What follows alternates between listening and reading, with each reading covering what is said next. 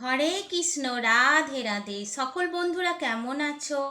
আশা করছি ভালো আছো। আর আমি কিছু কথা বলতে এলাম আজকে কষ্ট নিয়ে।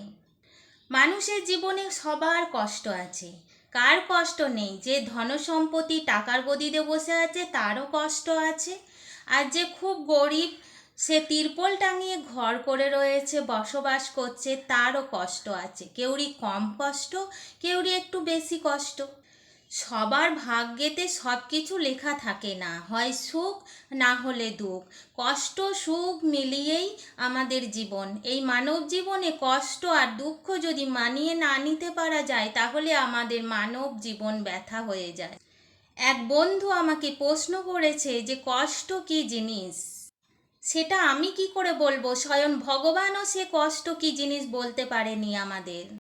ভগবান বলেছেন যে যেমন কর্ম সেরকম ফল। কষ্ট কি জিনিস নিজের মন থেকে খুঁজে নেওয়া উচিত, যে কষ্ট ঘুচিয়ে দুঃখ সূক্ষ্ম কি জিনিস। তাই কর্মর ফল দিয়ে আমাদের ভাগ্যকে বদলাতে হবে, আর সুখ নিয়ে আসতে হবে আমাদের জীবনে, আর শান্তি হবে আমাদের প্রিয় শান্তি। তো বন্ধু, কষ্ট জীবনে সবার আছে। কেউ বলতে পারবে না আমার কোনো কষ্ট নেই। কেউ রোগ নিয়ে ভুক্তভোগী, কেউ পেট নিয়ে ভুক্তভোগী, কেউ খাবারে ভুক্তভোগী, কেউ সংসার নিয়ে ভুক্তভোগী, কেউ আবার ছেলে মেয়ে নিয়ে ভুক্তভোগী। কেউ বলতে পারবে না যে আমি খুব সুখে আছি। সর্বপূর্ণ সুখ কেউকে দেয়নি ভগবান। কেন দেয়নি? আমার এই শ্রীকৃষ্ণকে কেউ তাহলে পুজো করবে না, কেউ তাহলে ডাকবে না। যত সুখ চাই তত আমার এই ভগবানকে ভুলে যায় মানুষ।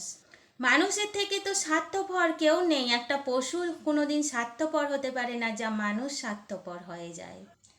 একটা মানুষ আর একটা মানুষ দুই বন্ধু হয়ে বা দুই বান্ধবী হয়ে তারা মেল করে খুব আপন বলতে মানে বলা যায়, তারাই তো স্বার্থপর হয়ে যাচ্ছে। তাহলে আমার এই ভগবান কেন স্বার্থপর হবে না? তাই সব সুখ সবাইকে দেয় না, কষ্ট দুঃখ সবাইকে মানিয়ে নিতে হয়। আর সব কিছু নিয়ে এই সংসার।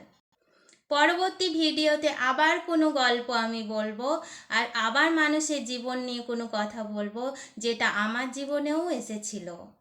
হরে কৃষ্ণ, রাধে রাধে। সকলে ভালো থাকবেন।